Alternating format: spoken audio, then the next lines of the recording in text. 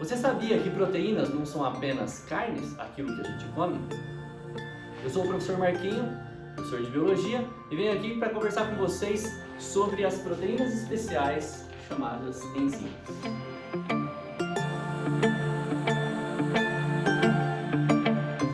E é isso mesmo que vocês estão ouvindo. As proteínas tão estudadas, tão buscadas pelos nutricionistas, pelas pessoas que buscam dietas, tentam aumentar sua musculatura. As proteínas não são apenas nutritivas dentro do nosso organismo. Nós temos vários tipos de proteínas. Um exemplo clássico são os anticorpos, aqueles que atacam os vírus. Eles são exemplo de proteínas. Mas hoje eu venho falar com vocês sobre um tipo de proteína especial, que são as enzimas. As enzimas são proteínas conhecidas como biocatalisadores biológicos. Essas enzimas biocatalisadoras, elas facilitam os trabalhos dentro das nossas células, ou até mesmo fora das nossas células. Por exemplo, quando nós comemos um pão, esse pão precisa ser degradado, precisa ser digerido, quebrado. E quem vai fazer essa quebra, além dos líquidos, são as enzimas. São elas que vão pegar esse pão e vão quebrar em partes menores para acontecer a absorção no intestino. E para a gente iniciar, nós vamos trabalhar os 3 tipos básicos de enzimas que nós conhecemos. As endonucleases, que como o próprio nome diz, aqui ó, esse prefixo endo significa que elas estão internamente nas células, ok? As endonucleases mais estudadas são as bacterianas, que inclusive são estudadas para serem usadas na biotecnologia. Tem também as ectocelulares, que trabalham fora da célula. A célula produz a enzima, manda ela para fora e lá fora da célula essa enzima vai pegar os seus substratos e realizar a reação química. E por último, as holoenzimas, que são enzimas conjugadas. Elas sempre estão associadas a algum tipo de substância. Pode ser uma vitamina, pode ser uma outra proteína, mas elas sempre trabalham conjugadas, tá bem? Sobre as características gerais mais importantes do estudo de proteínas, nós temos aqui ó, a especificidade. O que quer dizer isso? Para a gente entender melhor essa palavra comprida, nós vamos trabalhar em cima desse esqueminha aqui, ó. Vamos imaginar que nós comemos aquele pão que eu tinha comentado há pouco. Aquele pão está sendo representado aqui por essa estrutura azul. Tá vendo essas duas bolinhas? Significa que é uma molécula grande. A enzima está sendo representada por esse E aqui. Quando a enzima encontra o amido, essa enzima vai grudar, vai se encaixar perfeitamente naquele substrato e vai romper as ligações entre as glicoses. Ao romper, ela se desencaixa, libera as glicoses, ou seja, os carboidratos, os açúcares daquele pão e volta para o seu trabalho. E volta a buscar mais substâncias para ela quebrar. Então, esse mecanismo ele é bem específico. A gente chama de sistema chave-fechadura. A enzima certa se encaixa na substância certa. Não tem como a enzima A se encaixar na substância B. Tem que ser sempre a enzima A encaixada na substância A, a enzima B encaixada na substância B, ok? Voltando para cá, uma vez que termina o sistema chave-fechadura, essa enzima aqui, que já fez o seu trabalho, ela vai ser reutilizada. Ela pode ser reutilizada numa boa, porque não necessariamente cada vez que ela trabalha, ela é destruída. Não, isso não acontece. A destruição das enzimas acontece de forma específica e eu já vou explicar para vocês aqui no finalzinho.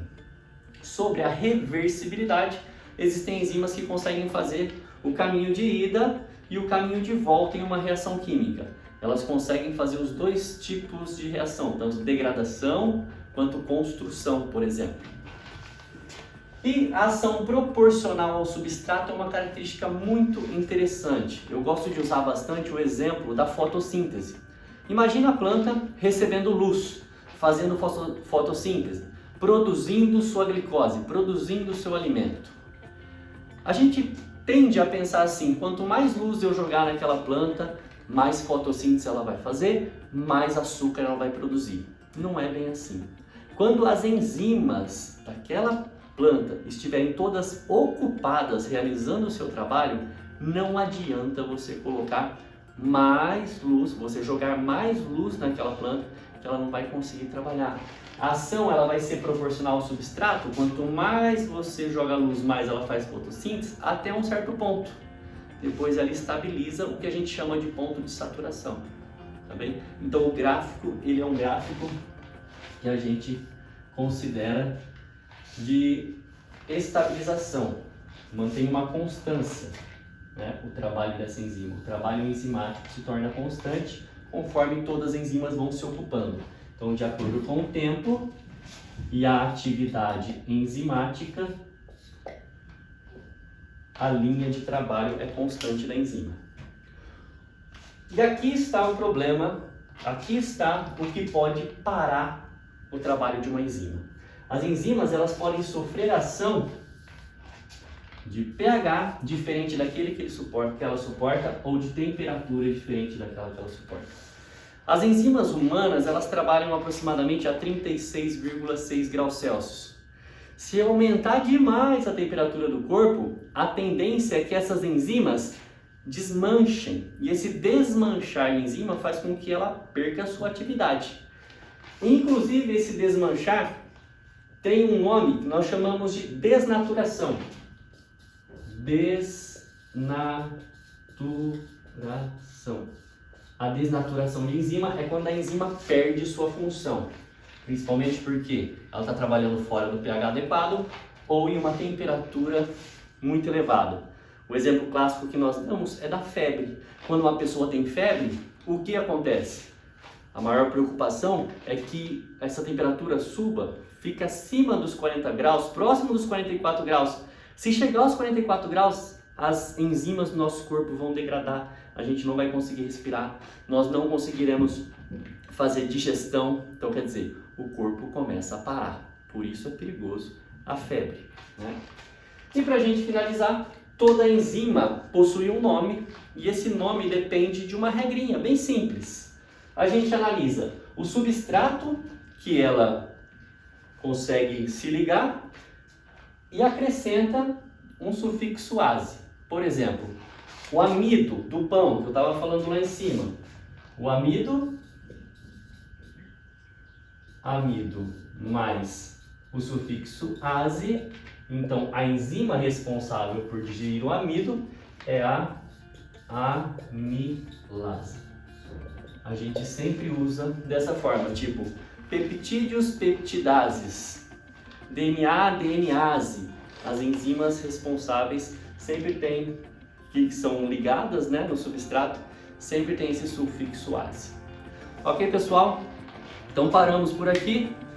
Gostaria que vocês se inscrevessem no canal, acionasse o sininho, curtisse, compartilhasse com o pessoal que você sabe que poderia aproveitar desse conteúdo.